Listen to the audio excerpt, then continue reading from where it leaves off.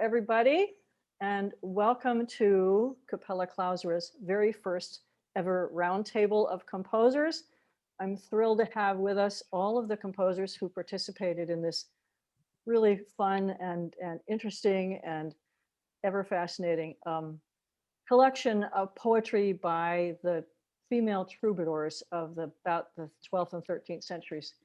So with us, I would love you each to introduce yourselves to us and to each other. Let's begin on my screen with Elena, since she's first on my screen. Hi, I'm Elena Ruehr. I'm a composer, and I wrote a piece called Pardue Amin, or however you pronounce it. Can you pronounce it for me, Amy? Pardue Amins. Pardue Amin. But yeah, and I'm excited to be here and meet you all. Patty, you're next. Oh, hi. Patty Van Ness, Patricia Van Ness. Nice to meet you all. I did the Clara Danduza piece poem from Meg Bogan's book.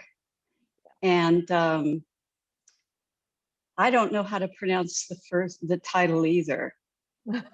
Amy, if you could. Engru Esmai. Angreo Esmai. Angreo There you go. Yeah. Yeah, it's a great language. It's kind of, yeah. Viewers may not know, but this Occitan is kind of a combination of French and Spanish and a little Portuguese. So it's a very interesting language from early Provence. B, you're next on my screen. Hello, B. Hello, hi, I'm B. And I composed the piece for the Castellosa poem, and I don't believe that one had a title actually. Well, I gave it one because the first words are usually the title, so it's just Amix. I'm just calling it that. Amix, yes, yeah. Yes. Yeah, that's the one I did. It was a blast. Cool, cool. Tal. I am Tal Shalom-Kobi, and I had the pleasure of composing the song by Azalie de Porquerade. Yep.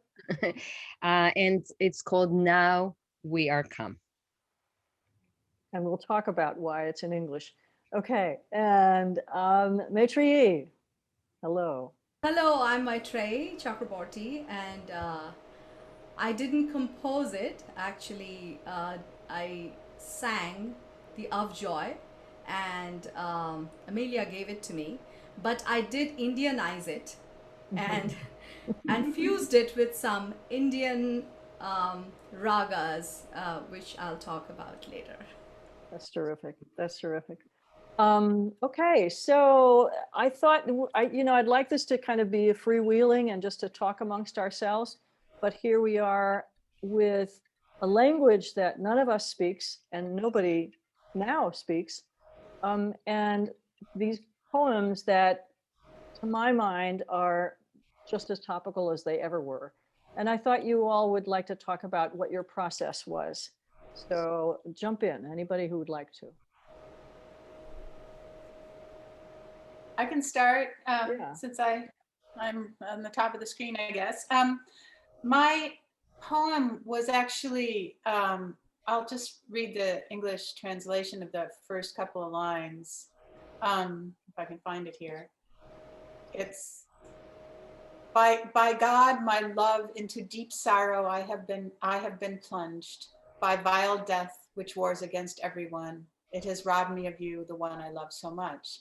And I chose this text, Duchess of Lorraine, because I was talking to Amy about doing this, and between the time she first talked about doing it and I got around to composing, my mom passed away. And my mom was a folk singer. Yeah, and my mom was a folk singer. So I wanted to write a piece that both kind of felt like folk music, but also maybe felt like an actual troubadour song. And then I thought about sort of making it more modern by having it repeat with different settings so that it goes forward in time from the Renaissance, or from the early times to medieval times to sort of Baroque to kind of modern in that way. And how did you do that? How musically did you do that? I wrote a tune that went with the words that I thought sounded possibly like a troubadour song, and then I used a mode, the harmonic minor mode, to write the song, and with one little note different, and sometimes, and kind of like a Indian raga in a way, because I used it in that sort of way. But then I set the first one just as a tune with a drum beat, and the second one I wrote counterpoint to it, so two-part counterpoint, and then the third one I used some harmonies in the harp that were and in the chorus that were more modern, and just sort of laid them underneath the tune. Cool, cool. Anybody else want to jump in, talk about your process? How were you inspired by this poetry, or what did it make you, why did you choose it? So I can say a few things. So I absolutely had no clue about this language or even the way it was composed, and I'm not trained in Western music at all, zero. So when you sent it to me, I was like, it was intriguing, but it was daunting. And since you were so flexible, you were so wonderful to work with, you gave me a lot of freedom. So I was trying to, obviously, you try to make it from the point of view of what you are trained with. So I thought of two components. One is the lyrics of it, which is universal, love and heartache. The lyric point, and the other is the melodic composition. So to find a similarity, I was searching for a particular raga which had kind of similar movements, and it was a little tricky, I have to admit, but I did come upon a raga called Khamaj. Khamaj is a rag which is usually sung, by the way, it's an interesting thing, I don't know if any of you know, each rag has a different time of day initially, because it evokes a certain mood. Not only that, a particular rag evokes a certain emotion, and Khamaj rag is sung in the night, and it also evokes romanticism. So I combined some notation, we call it notation music. So we sing it with notation, and we compose a music with it. So it's easier because that way you don't have to think about the meaning. I combined a notation, and then I combined it with a little refrain of my favorite composer. I brought it back to forward to 19th century, late 19th century, to Rabindranath Tagore, and he wrote this song. It's a favorite of mine, but I'll just tell you the meaning. The meanings are: I am in love, I am in love. These words echo near and far in the ocean and over the earth. On a melodic note on the flute plays on. So these 4 lines I added as a refrain. In each, as I changed from the French to the Indian, and again to the French to the Indian, that's how I did it, and hopefully it'll sound okay. And what made you decide to add a little something of the Indian? Good question. Yes. So to add a tabla, and I used a harmonium because I wanted to use all Indian instruments. By the way, harmonium was first discovered in France, and then it came to India.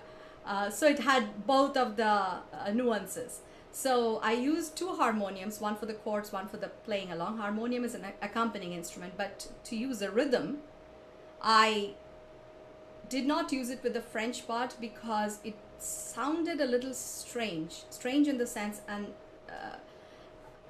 because I did not know where to break the words, it sounded strange. So to put a rhythmic pattern, I added the tabla, and to do that I had to add those Indian portions for the rhythm and the melody, and that also fused it together somehow. Excellent. Okay, who wants to go next? I can go. Okay. Oh, do you want to go, Patty? No. So Amelia, I'm so impressed at how what a diversity we have here with the composers, and that affects the music that we all came to do. And I'm very curious about everybody's music, and looking forward to see the concert. I think it's coming up at the end of the month, right? Yep. Yeah. So we're going to release it on YouTube. Yeah.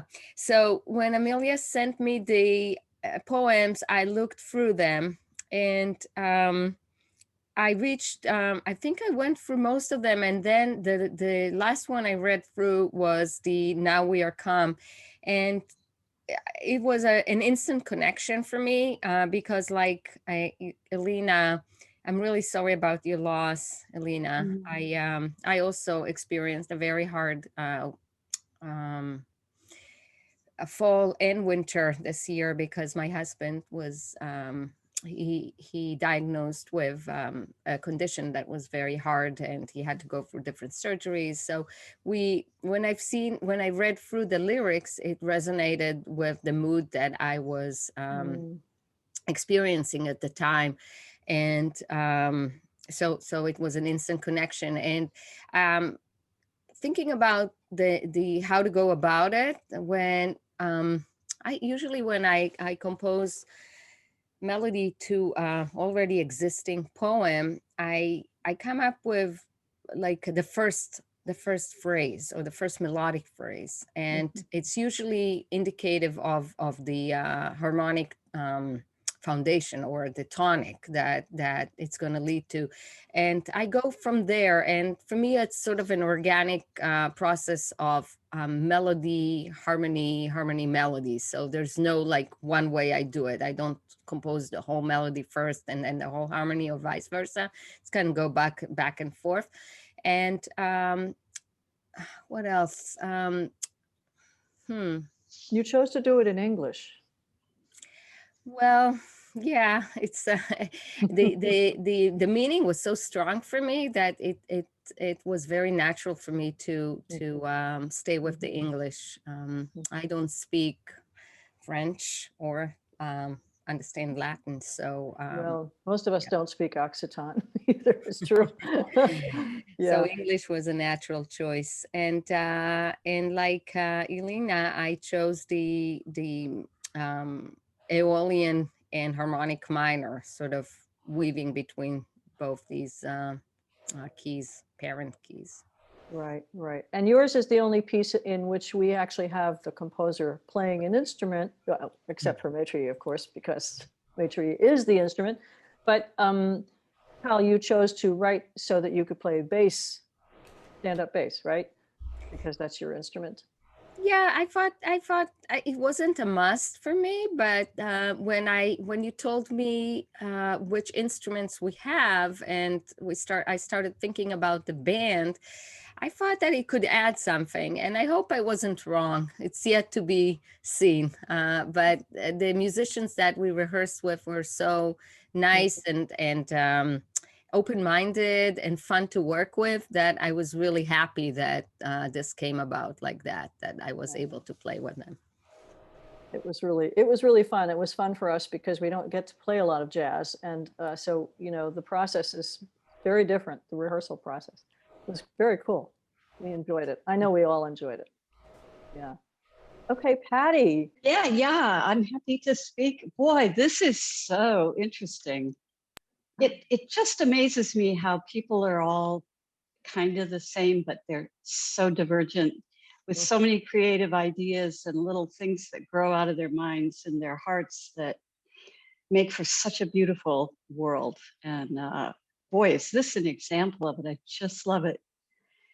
So I experienced a bad loss too.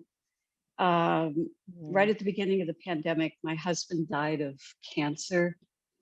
And I think that this piece, I did a lot of writing, but I think this piece is the first happy one that I've done since then. And it's not that it's so happy, because I think the woman is extremely angry, and but I'll read you some of the I'll read you a little too, like Elena did. The lozengeur and the deceitful spies, those diminishers of youth and joy, have weighed my heart with cares and suffering, have made it heavy with unending sighs.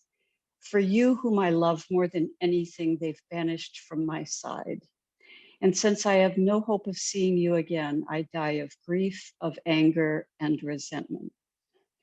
Well, I mean, this is very much how I feel. But I also think that it's so melodramatic and over the top that it's funny. So there's both things in the way that I approach the music. My whole inspiration for the music itself is I like to write songs. Mostly my writing is not songwriting. But in this case, I kind of channeled concerts I'd been to of Amy's, where she had the forces, the percussion, the harp and the flute. Yeah.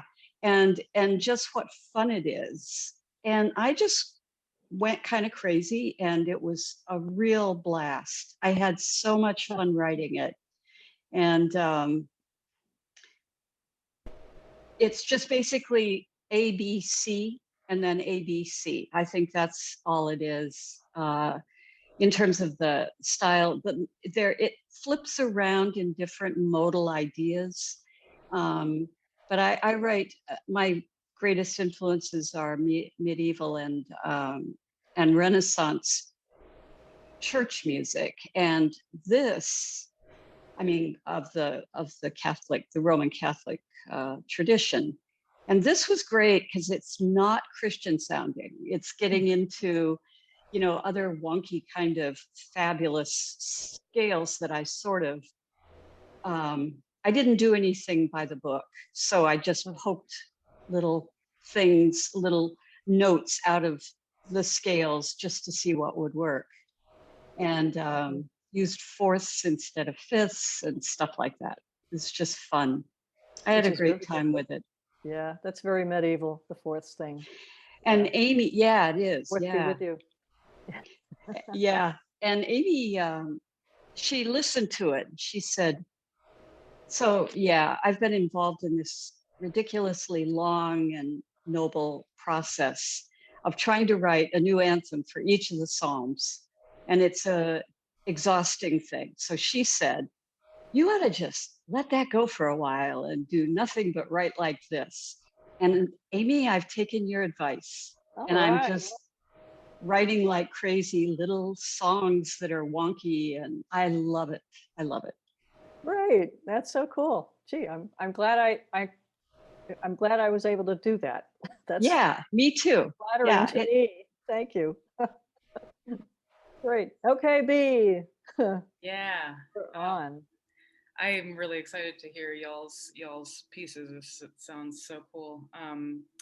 So for my piece, I when I was speaking with you, Amelia, about the content, you compared it to blues, and immediately I did sort of connect with the content of that sort of like really dramatic, heartbroken, unrequited love kind of vibe. I've definitely written songs with those themes, a lot of songs.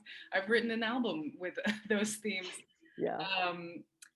And it also made me think about Irish folk music. There's one song called "I'm Stretched on Your Grave," and it's it's a love song to someone who has passed away, and it's I'm going to your grave every night.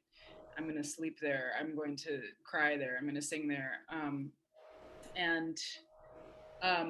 This song was more, you don't want me, but I will continue to love you no matter what.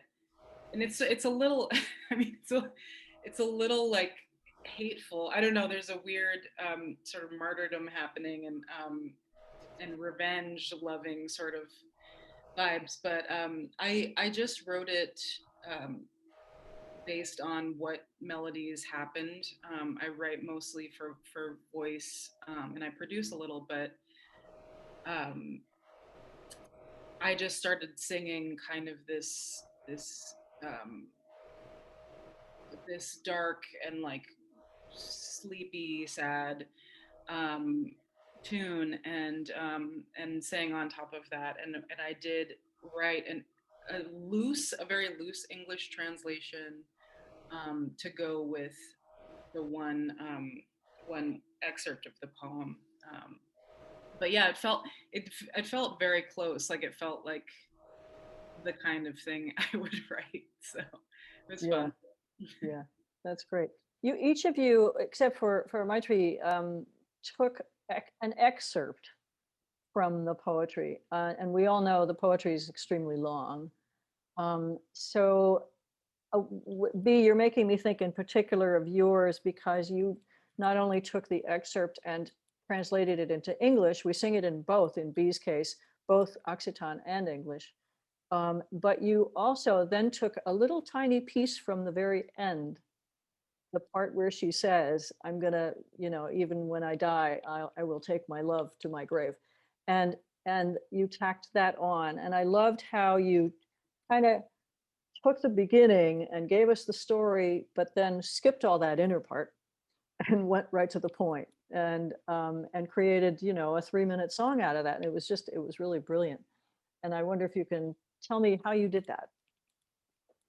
Oh yeah, I mean, I write pop music, so it's all very simple. The music that I write, and I mean simple in some ways, right? Yeah. In terms of structure. So yeah, so I did know at the beginning that I wanted a refrain, and yeah, it just sort of made sense to have a lot of repetition. Because I wanted it to be more like a pop song. But why both languages? I really loved the sound of the Occitan. I wanted to have it in my mouth, like I wanted to play with it, and I also wanted people who speak English to understand a little bit what was going on. Yeah, it was fun. Yeah, that was very cool. Very cool. Can I interject? Yes. Yeah, I was while you're talking, B, I was thinking about something very interesting, that those martyrdom love songs, like even if you don't love me, I will keep loving you, and I will wait for you for lives on end. This is a very typical genre of some Bengali love song. To be honest with you, sometimes I'm like, when I was growing up, when I was young, I was like, oh my God, I wouldn't sing those songs. It's like ridiculous, but it's like this characteristic I don't like in a woman, right? But actually, as I grew up, as I know now, it comes from a deeper philosophical concept of not per se the physical love or the person per se, but it's the spirituality, the concept of waiting for something, and that person whom you're waiting for is not really, it's a concept, the concept is loving the wait, the awaiting is the hero there. It's so later on I got to appreciate those kinds of songs, and I'm gonna really love that song that you did. Yes. Interesting concept to me. Very it's about loving the pain, loving the pain, exactly, of like anguish and like passion, because once that person loves you back, it's like, then it's gone, then it's done. It's finished. What compares to that? When you're loving the pain, and one of the very interesting concepts of Indian philosophy, which varies differently from Western. In Western philosophy, the source is joy. In Indian philosophy, the source is sorrow. So why is that? From sorrow comes the joy. From the source of everything is sorrow. Without sorrow, you don't see the life as it should be. If it's joy, untainted joy, There is no wave. You don't see the other side. Like what you went through with the deaths of your family members. If I don't have it, I won't know it. If I have untainted joy, I won't know how it is to come out of that sorrow and come to joy. You know what I'm saying? So it's very interesting. So I think all those songs spring from that concept. Yeah. How that is great. I love that. Thank you. Yeah. Yeah, it seems that we need to, well, I mean, it's kind of an old saying that you need to experience sorrow in order to experience joy fully, because sorrow stretches your heart. Yeah. In a way that joy doesn't. Joy just kind of makes you giddy and happy. And I think that's why we all love sad love songs. I mean, you think about the entire world loves a sad love song. Why is that? In minor keys. In minor keys, exactly. That's right.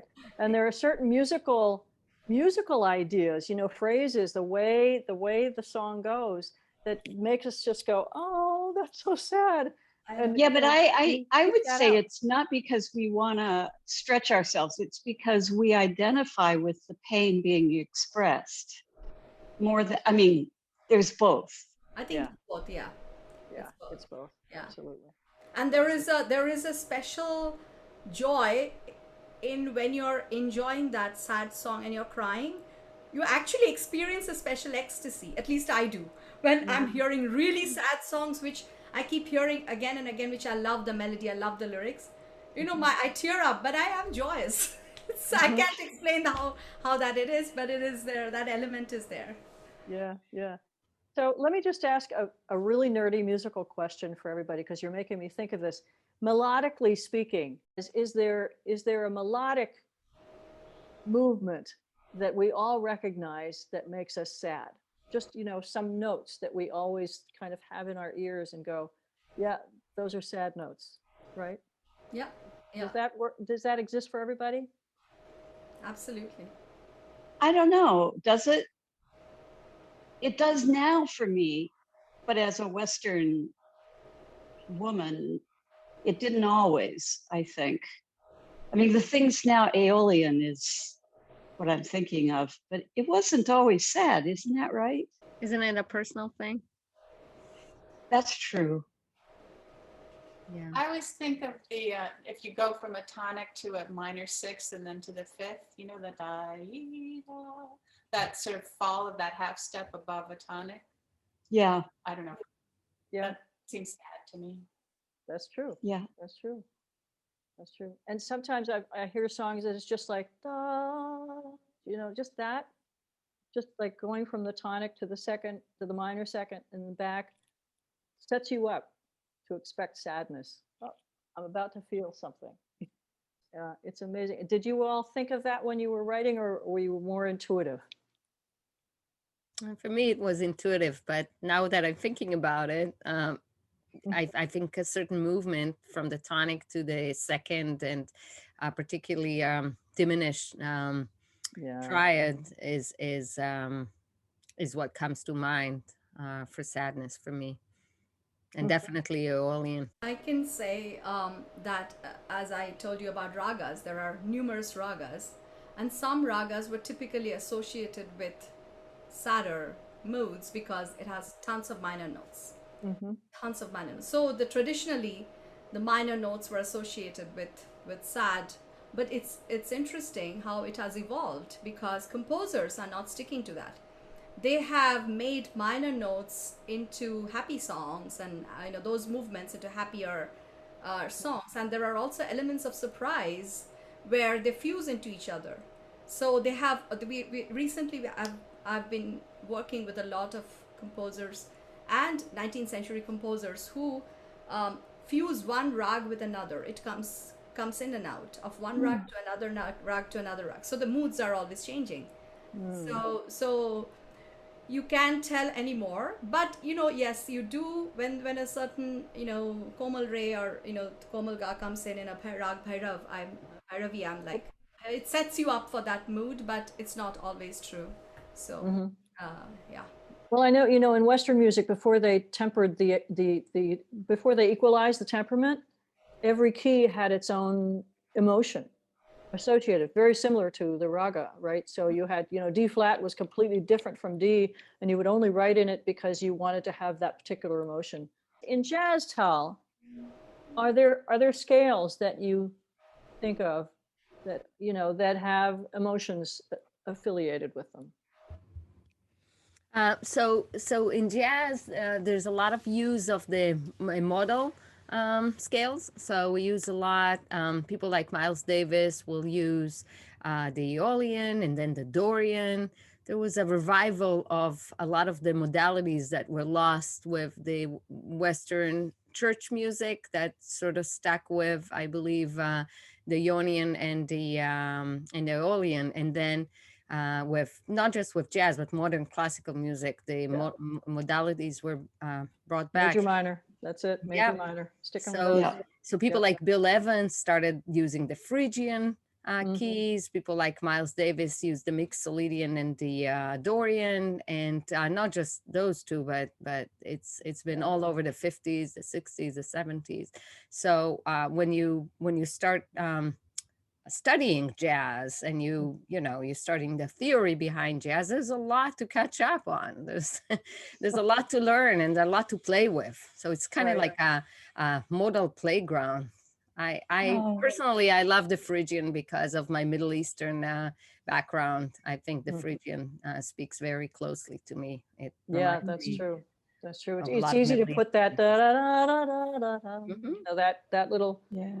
What I love particularly about working with all of you is the language of music for each of you is so different, and yet we're all writing the same kind of thing using our own idiom. And I'm really hopeful that this opens up the world, especially of classical music, that needs to open up in a very big way, I think. I see B going, yeah.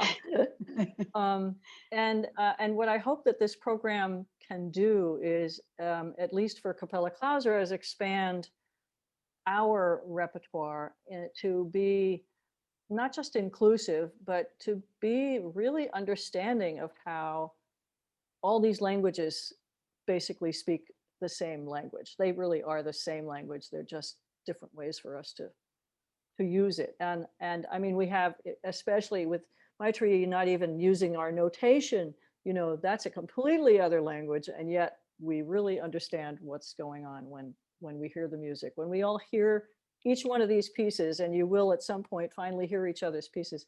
I'm sure you'll be convinced and you'll say, yeah, it speaks of love, and it speaks to my heart, all of it.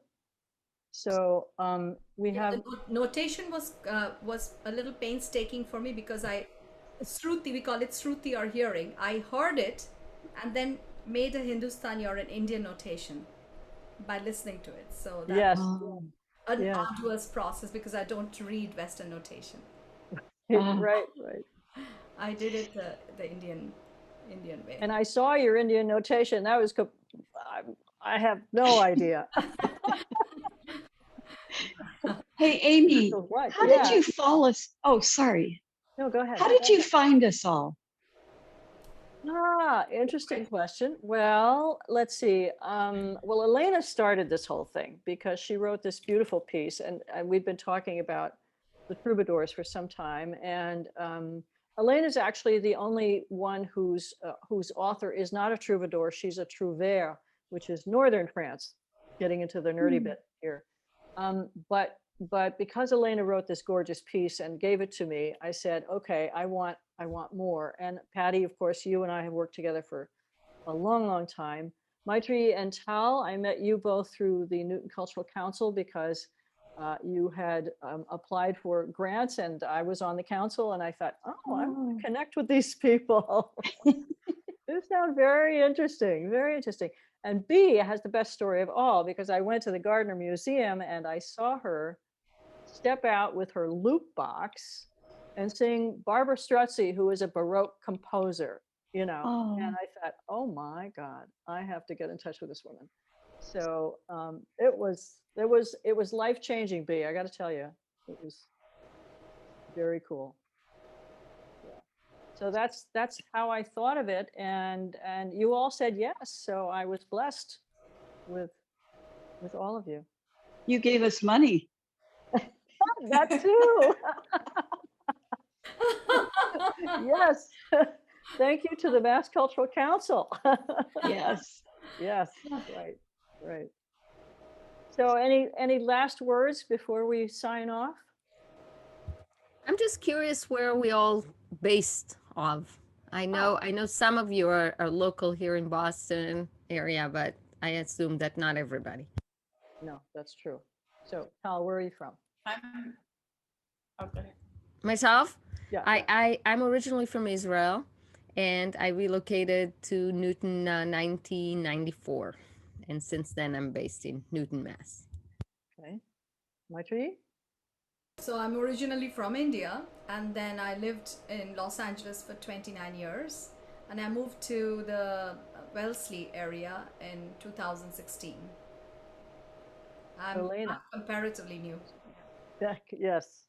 Elena. I grew up in a little tiny town in northern Michigan, but I live in Brookline now. Patty. I was born in Seattle, but I've been out here for a long time, and my work is based a lot in Boston, but I live on the coast of Maine and have for the last 15 years. And B.